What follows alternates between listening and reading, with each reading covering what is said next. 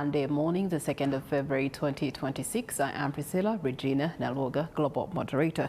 In our Kickstarter this morning, we are having a one-on-one with retired Lieutenant General Henry Tumukunde. The return of old guards in Parliament is our focal point, and we want to understand the interesting dynamics and the importance of all caliber of leadership, especially when it comes to matters of national importance. Retired Lieutenant General Henry Tumukunde is a veteran of Uganda's liberation struggle, a former intelligence chief, a cabinet minister, and of course a presidential contender in 2021, now a returning member of Parliament. From the Bush warriors to the inner circles of state security, from the breaking of ranks with the ruling party to mounting an independent presidential bid in 2021, and now he's back to the Legislative House on the NRM ticket.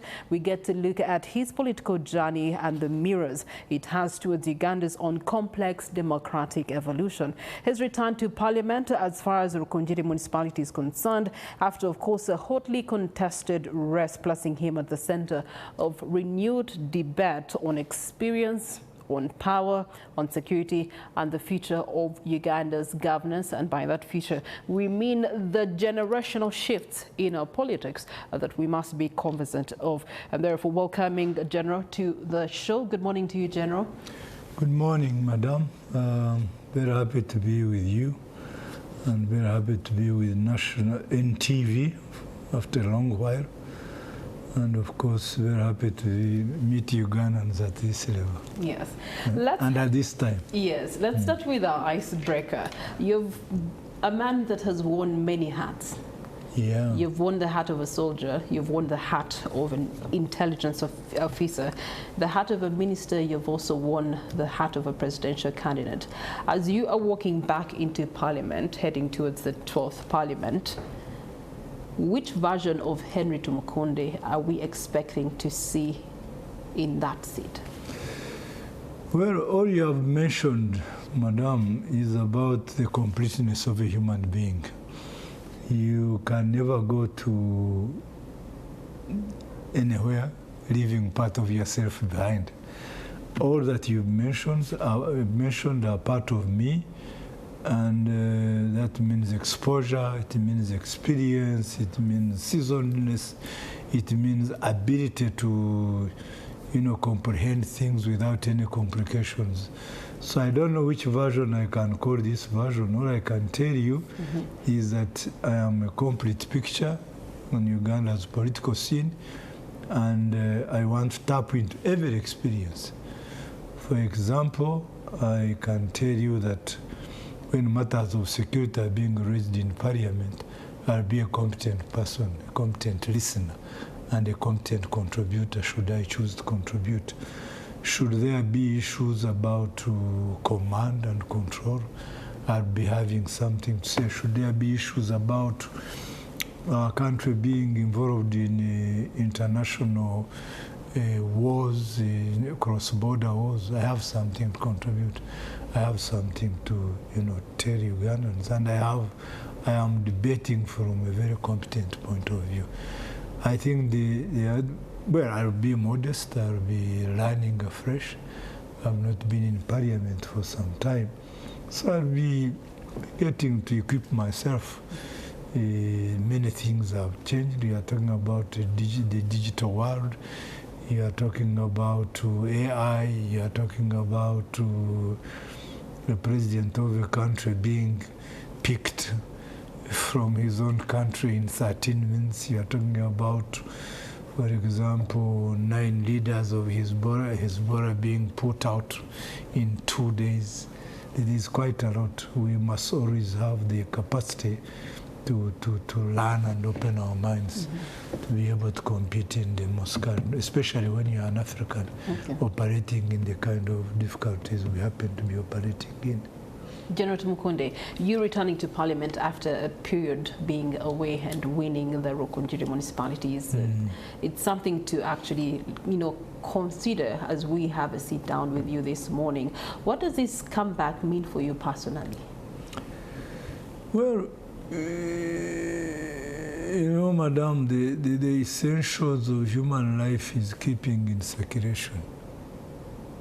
You don't want to, like somebody has told you, don't want to be on your farm, maybe organizing how to look after cows. You keep in circulation.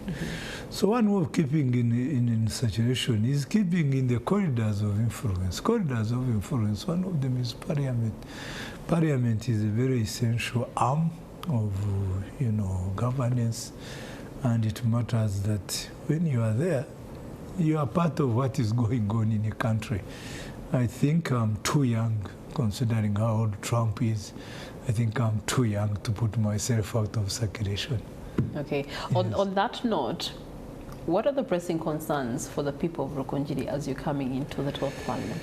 The people of Rukungiri, really, first of all, Rukungiri, in most of this period, the 40 years, was pressed under opposition leadership. I think for reasons that the leader of opposition, the most influential leader of opposition in the earlier times was necessarily Dr. Kiza Besigye, and he was from the area. So Rukungiri was, captained and commanded by opposition politics. The whole essence is that in today's world, in today's democratic practice, you lobby for services, you lobby for funds, you use parliament to send back their services to your own people. Now, I think in most of these times when NRM was in power, I don't think opposition had a greater voice. They didn't have, influential connections. And at the end of the day, it declines an area. So as far as I'm concerned, I'm trying to use this period of time. It's not long, it's just 5 years, to see if I can pour as much as I can to my own people. I could have stood in Kampala Central, I could have stood in Entebbe, have connections there, have an address there. But I thought maybe Rukungiri being my home of origin, I should go back and take advantage of this situation and see if I can pull my people. And I think that's why people voted me. There is quite a balance of opposition and NRM presence in that town. But I don't think this time they voted. They voted competence, they voted ability to bring them services. And that's what I will concentrate on. Speaking of going back, allow us to go back to the election times when people were electing you. Your main challenger having raised concerns about irregularities and voting, the votes exceeding more than the people that were supposed to be voting in that particular constituency. From your vantage point That's of view, not a fact. Yeah. The registered voters are 25,000 votes. I got 7,000 plus votes, she got 6,000 plus. It's half. So that's not a fact. But generally speaking, we have seen what happened or transpired through your challenger being a common and growing vice against people who, especially those that are marching against the ruling party candidates in any given flow of elective politics and coming out to challenge and contest and confront. And this has become a very growing vice in our elective cycle. Madam, I would want to imagine if she was standing against such person, another person. She was abusing me every day by routine. She was attacking me every day by routine. She could even interfere with my route, which I have asked for from security to come and cause reason of conflict and collision. But I avoided her. I don't know if you want to pretend that you don't know who the candidate was. She's called Ingrid Turunava. I'm sure you know what it's all about. I wouldn't want to spend a lot of time, like I didn't when I was contesting against her. I didn't give a lot of attention to some of these issues. I insisted consistently, and I don't think there's any violence to record about in Rukungiri. I'm sure you know when violence was in Rukungiri and what happened. And I'm a general, I was equipped, I had soldiers, I had everything. I should actually be on record for having been extremely polite and modest in those circumstances. Especially, I don't know if she had faced other people, what should have happened. But I thought I didn't want to repeat the history of when violence dominated politics in Rukungiri, and I succeeded. We have passed all this period. We are in a very hot hotly contested primaries with Dr. Tahigo and another gentleman called Isaac. I still cleaned it off without any issues. I am sure we have done the same with opposition. You may need to know that in the last election in 2021, actually opposition had more votes than NRM. I'm sure you know that. But I was a careful spinner. I worked my way to make sure that I neutralized this vote. By relating even with opposition, I was very positive from my primaries that I incorporated everybody. And I kept telling them about the importance of selecting a leader that is going to bring development. Maybe that's why I got the votes. I suspect that's why, because that was my intention. And my intention has something to say about the achievements I got out of there. But I would want to ask any of you, including yourself, to go and stand against Ingrid. And if you come out with the record I came out with, then you give yourself special credit. Speaking of records, what we have seen is different pockets of irregularities across our elective cycles. I want to find out from you, as one who's rejoining active politics, what does this mean for our electoral integrity moving forward? You see, when we are doing all these, when we are doing this evaluation, we should page ourselves against other East Africans, for example.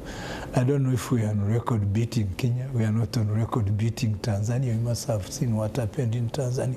We are not on record beating South Sudan. We are not on record beating the Democratic Republic of Congo. Uganda, sometimes we overscale our own, or sometimes underscore our own achievements, and we overscale our failures.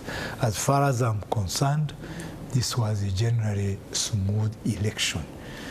More so in Rukunjiri, where there is a hot contest between opposition and government, and I was a general. I think credit should be given where it should be given. But we are not promoting anything to do with the, electoral violence or electoral irregularities. They are not useful, and I'm not too sure we need to prepare them. However, we must also examine that actually we are on record for doing better than most others. Yes. Okay. On that note, Jeff, you're returning as the old guard. And we have seen several other long-serving politicians returning to, Parliament and through other elective positions. And there's also a wave of new entrants still. So we get to So we get to see a very interesting dynamic here, especially for our 12th Parliament. Why does it seem to be very difficult for people to retire from politics? Well, let me first of all give attention to the first part of your question. What is the importance of Parliament? I can read a simple definition. Parliament serves as a cornerstone of democracy by enacting laws for good governance, representing citizens' interests, and exercising oversight over the executive branch. That's what Parliament is all for. So our coming in, first of all, we are coming in with gazetted competence, as you know. The Fabric, the Kaumuntus, the Chiyongas, the Jacqueline Mbawazis. Sometimes Mrs. Mbawazi is seen in the shadow of the husband, but she was a commissioner of URA. She was the chief of national enterprise. I'm just, highlighting one of the credentials.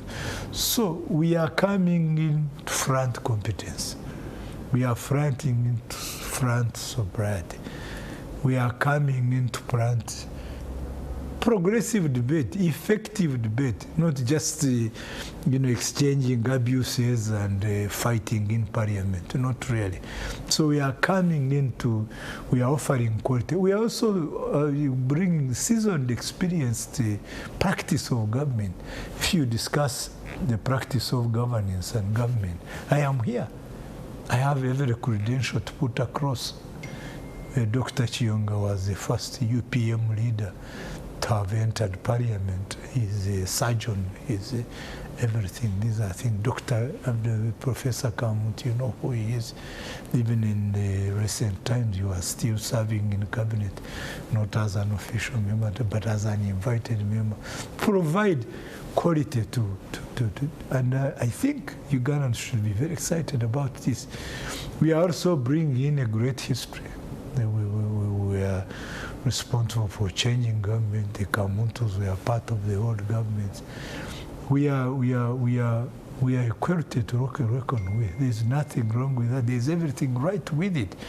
So the new entrants, their job is just to learn from us. And you know, I have had a discussion with you before about the importance of human resource. You know, the power of Singapore has nothing to do with natural resources. Singapore didn't have gold, they didn't have, it's just the power of human resource. And I'm sure you also know, Madam, you sound very, very equipped and informed, that, for example, the transformation of China had nothing to do with Chinese resources. It had to do with the stability created by Mao Zedong, who others call Mao Zedong, and then the input of Deng Xiaoping, and then turning China to what is, understanding the importance of cheap human resource, understanding the importance of population and therefore consumption and therefore power, purchasing power. All this was introduced by Deng Xiaoping, and the importance of science. I see the president working hard to, put science in front. Putting science in front of things doesn't mean you don't need artists. You need artists, but you press priority the importance of science, innovation. What has made this world is science. You can see what IT and where we are, and then now AI. So if you don't press science ahead of, you can see the technological superiority of America, how they really can come in a country, pick out the president, infiltrate the system so deeply, how the Israelis, for example, can put out 9 Hezbollah leaders in 2 days. I don't know if, according to you, that sends good signals to Africa. No, it doesn't send good signals to Africa. So when we come in to, first of all, emphasize the importance of, brains, the importance of competence, the importance of seasonedness, the importance of exposure, the importance of experience. Now, then for the new people, what is theirs to do is, first of all, to relate to us, and having related us, to make sure that they help themselves also. Because they're also young minds, some of them have seen the names, they are very young people. Young people are easy at catching up, easy at innovations, easy at picking ideas quickly. And these days there's such a whole range of source for knowledge. You can choose to make yourself better. What I have always not been comfortable with, for example, is Ugandan civil service, where everybody... The civil service? Yes. General. I had a point to stress related to what... where people occupy space permanently and pensionably. You know what I mean? Yes. There's no challenge. There is no growth. You are there, you are instituted, you are permanent, you are pensionable. And it closes corners for great ideas like yourself. Why, for example, do they open, if they are so keen on opening presidential terms and closing them, why don't we also every 5 years? Before we come into the aspect of civil service and how long they get to stay in power and how that influences our governance as a country, going back to the element of the old guard and the new guard in comparison, when you sat down, I'm sure that there was more than meets the eye for you choosing deliberately to return to active politics, and you made assessment of terms. You made assessment of regimes. You made assessment of the quality of leadership that we have as a country. And I want to understand, what was your assessment of our quality of leadership and how it has tilted over the course of time, especially to defluence rather than influence? Very good point. I think there is something we may have to examine. What do we ask of people who want to come to Parliament? By the way, it's not true that formal education is what matters. That also has to be properly studied, because Jesus didn't have a classmate. Have you ever had Jesus' classmate? The only people who were educated were Paul and Dr. Luke. And I'm now telling you that the ideas of Jesus has been so well transmitted to the rest of the world that he has 2.4 billion followers who you call Christians. Now, the issue is not formal education. The issue is challenge that is bestowed on an individual to continue to be competitive. You don't have to be a philosopher. Philosophers are for maybe universities and so on. You don't have to be a philosopher. I don't think Lee Kuan Yew had a PhD. But what the thin line which we need to do, it's not about formal education. It's about whether you are available to equip yourself. In today's world, I don't think all you know is because you went to a classroom. All you know is because you've worked to equip yourself. I've had a simple discussion with you before I came here. I can tell that you've worked hard to equip yourself. So the new people, mixture, whatever it is, have not gone into the evaluation. It doesn't matter whether you have got a PhD. What matters is that you find importance in gaining knowledge and acquiring competence as an individual, to be therefore tenable, to be able to compete, and to be a productive member of a legislature like we have, which is also voluminous, 500 and so numbers. So you must, there is also a high possibility that you can be consumed. So people must work hard to equip themselves. And I can tell you, the businessman that has succeeded in Chikubu is not a PhD holder. These are very, very, who have, mastered the art of acquiring money in certain circumstances. So the Ugandan view is that in order to be competent, you must be formally educated. That's not the issue. Now, I remember a boy who used to drive me and drive another friend of mine. He has a degree now. He was a P7 holder. We encouraged him to go to school. He's now a competent businessman in this town. I don't want to mention names.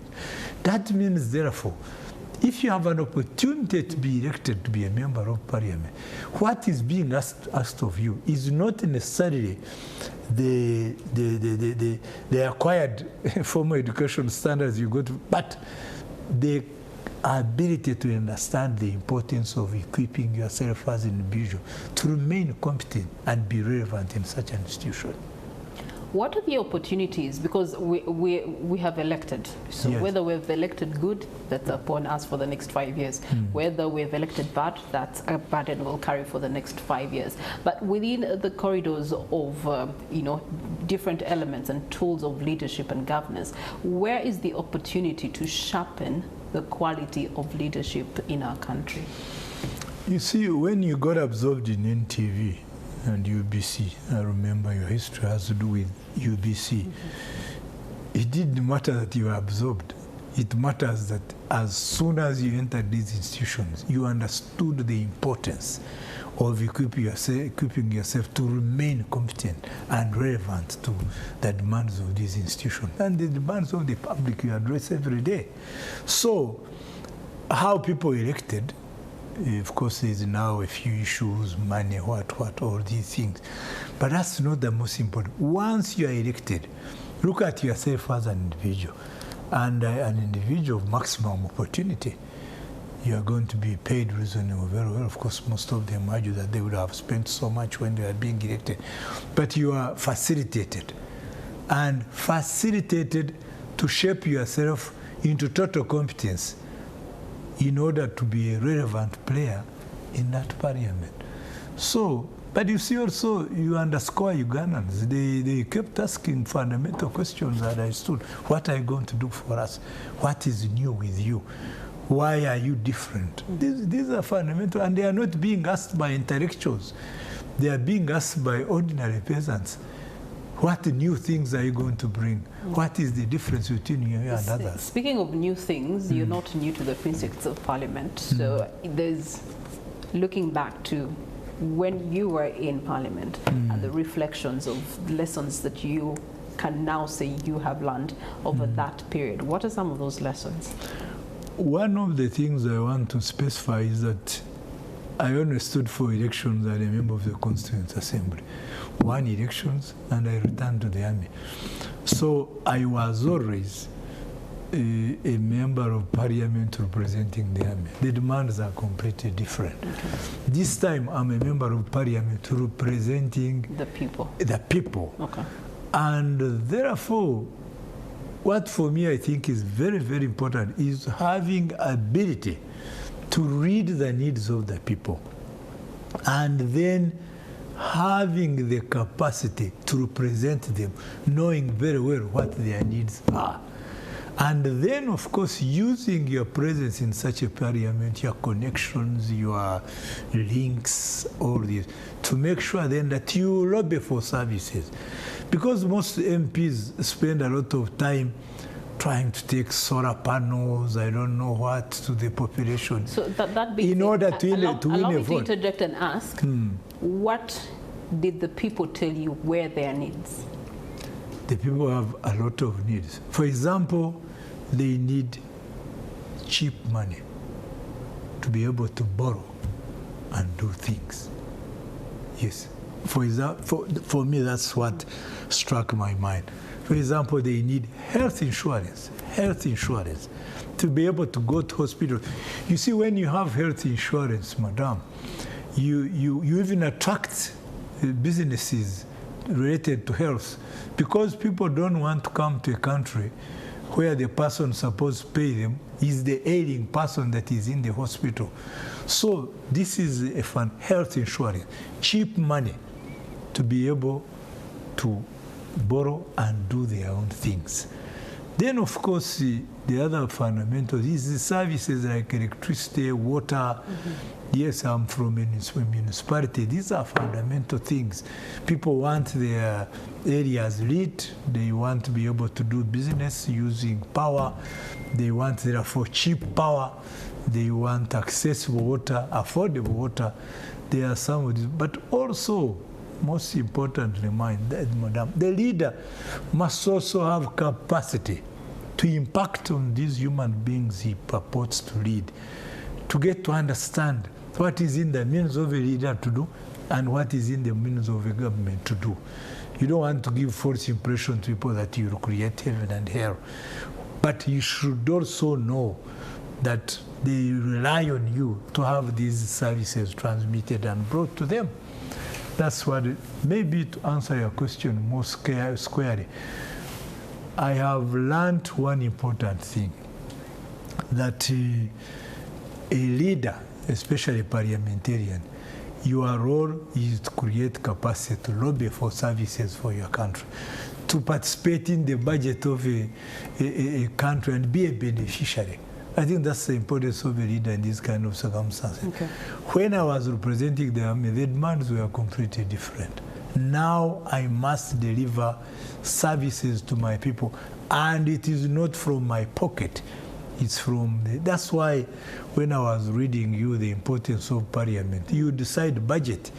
If you decide budget, then that means you also decide priorities. If you decide priorities, there is also need for accountability. All these, if you are a player inside, you must know the importance of influencing budget. You must also know the importance of make sure that, for example, local leaders are accountable. I was talking to a lady when we were celebrating the election of a chairman, and the lady said, that when I was very happy about that. I said, oh, then we elected the right leader. Why should you be occupying government space for being so comfortable? You are paid for discomfort. You are not paid for comfort. That's why I was telling you that I get surprised, although you keep telling me to wait for that subject, that in the morning when I was rushing to come here, the people we were competing with were Kenyan drivers taking our products to Kenya from our markets, then market vendors, then border people. I didn't see civil servants competing to reach office on time. Those are not small things. Because the civil servants have sirens that will enable them get to office at whatever time they want to. Yes, but then really we can't live with this for a very long time. Some of these things have to change. That's why I'm saying that whole thing should be opened up. Yeah. Once it's opened up, then there's competition. Once there's competition, then you have progress, you have productive. Speaking of opening up, we do have the two elements in our constitution that were readjusted and amended. That's the term limit and the age limit. Focusing on the age limit, one is of the argument that perhaps even the issue of the age limit and the term limit shouldn't even just be limited to presidential office. No. It should trickle down to the rest of public service. Of what ripple impact? I am your supporter in that direction. See how many competent people like yourselves are floating over there, out there. Why wouldn't you want to participate? You see, Lee Kuan Yew, I will speak about two important things. Making sure it pays to be in government. Yes, that you get motivated. Another point, head hunting for brains. Do you know there are 700,000 Ugandans in Boston? 700,000, you can imagine. Always they're abusing government and so on. Open corridors for them. I remember we brought in one of our people when I was in Ministry called Norweg, a first lane IT. I'm told now he's helping Ministry of Education. We need to bring in all these people. Even President Moi, who people used to underscore because he didn't have a PhD. He had what they called the dot-com era. I don't know if you remember. He brought in a lot of dot-com elements and inserted them in the Kenyan government. I'm sure you remember the Kenyatta time. The people who led government were professionals for a whole period of 5 years.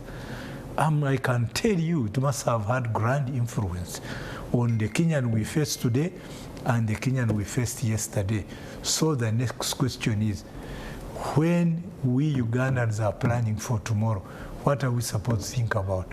We need to understand the importance of human resource. I have to put every emphasis on it. Importance of human resource. That we may then pull in people who matter to shape the direction of this country. The role of a president, you'll be surprised, simplifying it as it is, I hope it doesn't offend the owner of the president, is driving. But you know those who set the engines, you know those who set the air conditioners and all this. That we need people who are supposed to set the air conditioners, who are supposed to set the engine, who are supposed to the frame of the body of then the great role of a leader, like the one we have, who is competent, is now to give general direction, to drive the car where we want to have it. You can influence policy, yes, you can actually, but most important now, then when to go to parliament, because the parliament is supposed to regulate the executive. You know, the reverse is always true, I think, because speakers are appointed, they should be elected. I mean, they should be elected, they should be allowed, they should have, because then we are giving space to people to compete for that leadership, because it's a very, very important leadership. Yes, it gives budget. It also calls you to account for the public resources you have received. If you were to raise some of these matters on the floor of Parliament in the 12th Parliament, do you believe you'll have support towards them? The what? If you were to raise these matters on the floor of Parliament, will there be support for them? Yeah, but you see, it depends on whether you really understand the argument and whether you can market it positively. Why not? For example, I'm sure Parliament will support health insurance. They will support the opening up of if the they civil cannot support, just a simple reduction to how much they earn, or just a simple reduction to the cost that should be given to them to purchase cars, that cost keeps increasing, and parliamentarian is complaining. Now think more about the people who are being appointed right now and taking that element away and turning it into election. Right now, as we speak, there's already a behind those closed meeting that led to a debate over social media platforms over the weekend, that they're already speaking the current Speaker and Deputy Speaker of Parliament for the 12th Parliament. Yet, in ideal sense, there should be structures to arrive to that decision at a party level. So if we're already seeing that distortion in systems that let me first what's our future like? Say something about remuneration. I earlier on raised one important thing. Okay. If you are going to have the best human resource, you also have to have capacity to remunerate them. Yes, they are not church leaders. Even church leaders these days are putting claim to the fact that they must live. So that should not be put in excess, and it should be, paged against the realities of our economy. That you don't have to go for individual remuneration at the expense of everything. Now then, the next question is, if you are so remunerated, what are you supposed to be? You are supposed to propel the growth of the economy. And that means you enact the right laws. Right laws will guide right policies. They will create order in a society. They will create, effective leadership. Then, if you are doing that, we don't have to ask you about being remunerated. For example, I was looking at the kind, you don't know how much comes out of the banana plant.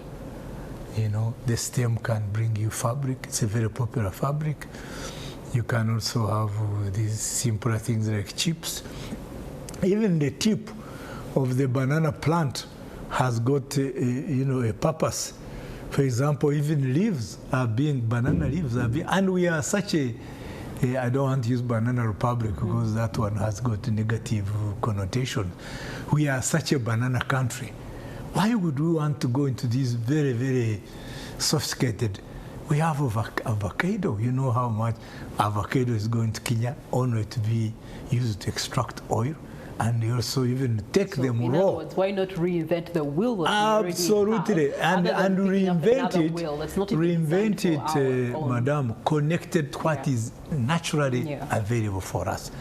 I was looking at, for example, cassava. Should be into what we already have. Exactly, cassava and starch. You don't know how much people are making out. Thailand is exporting huge volumes of starch to the United States. You know how starch is now being used for doing pharmaceutical products, for doing all this. They are the ones which contain these other chemical elements. But for us here, cassava is for eating and selling in the Casero market. On that note, allow me to talk about the the factors of economic growth, regulation, manufacturing, and distribution. On the other side, you do have labor, land, as well as capital. All those are things that the government continues to curtail and give more attention to the investor who's bringing in the very same things that you're talking about, bringing the very same machinery to be able to transform or add value to our already existing natural resources, versus you, one Priscilla, who will do the same, and you'll face frustration from why you bring in these machines, and then the cost of bringing these machines. Let's not even talk about the taxation that will be slapped on you, yet the economic environment to allow you then set up factory and lines of production to just do the same thing as the person who is a foreigner, and not equal and leveled to lead to that kind of level that you are talking about. So how do we go from those dynamics, which are the realities of Ugandans today? You see, business is necessarily competitive. People must look for opportunities, and they use every means to get those opportunities. For example, we are one of the few countries that doesn't have an effective chamber of commerce. You know that. That should be the biggest center that is supposed to influence policy, go to parliament and ask for what they want to have. It doesn't exist. Even the Association of Traders, I think he's called, I've forgotten the name. His ideas are always the same. I've never seen it because he's not being challenged. The traders who are very good, the Boscos, the who's are not interested in this because they don't know that they matter to improve their own businesses. Now, go back to issues like trade unions. These are essentials. We are not inventing the wheel. They are so important. If you don't have people agitating for their rights, nobody is going to give you rights on the table. I am answering questions because you are presenting them. If you keep quiet and I keep quiet, this whole studio would be meaningless, wouldn't be. So, these people who come in, they are not Uganda Development Bank. What was it made for? Yeah. You go there, then they ask you whether when your father died and when your brother was started banking and whether your wife is what. And all this is because there is no competition. And all this is because there is no challenge. People should be challenged to perform. Okay. General, our time is first spent, but speaking of challenges to perform, the NRM has a challenge to perform right now because they're being measured on a scale of 40 years to which you made a great contribution to that, and where we are 40 years later. Are you satisfied with the level of Ugandans' development? And to that, I would also like you to speak into the fact that we must make room for the next generational leadership. Yes. Let me answer the first question. Are we doing enough? As far as I'm concerned, you see, some of these things, it depends also on the kind of interest the public has in public affairs. Doesn't it shock you that the most competent Baganda prefer to serve in Bulange? Are you sure, you being who you are, it's not an interesting question? So then the issue of challenge. Who is challenging if we lose such, even putting yourself in a corner, as of recent, I know who you are, so I can speak without prejudice. Putting yourself in with the old Kabaka style, instead of finding it important to pray at the national level, you would rather sit in a corner and act there and stay there, and you expect that the rest of Ugandans will match up according to your interests. No, Ugandans have different interests. You are so central, Buganda is so central, but they prefer the Kabaka Ekahodsi, then fighting a sitting government, then the rest of Ugandans being mobilized, and then leaving them in an isolated corner. Why should, for example, Mayiga find it so, Owechitiwa Mayiga, with all the respect, why doesn't he, for example, struggle to become a Prime Minister of Uganda? For me, that's what I find. So back to the issues of challenge. Yeah. Yes, the most competent people, are they trying to play a role in public affairs? No. Some even think it's very backward to want to be in government. I want to tell you, in other countries, people compete to influence policy. It's a grand program. They compete, lobby. You go to the American Senate, everyone is there lobbying because they want taxation policies. Speaking of lobbying, as we close this conversation, what are you lobbying for the next 5 years? What is your picture of? We are lobbying for transforming. NRM and leaders for 5 years, the next 5 years. We are lobbying for transforming of Uganda from, for example, being the China that was to the China that is today.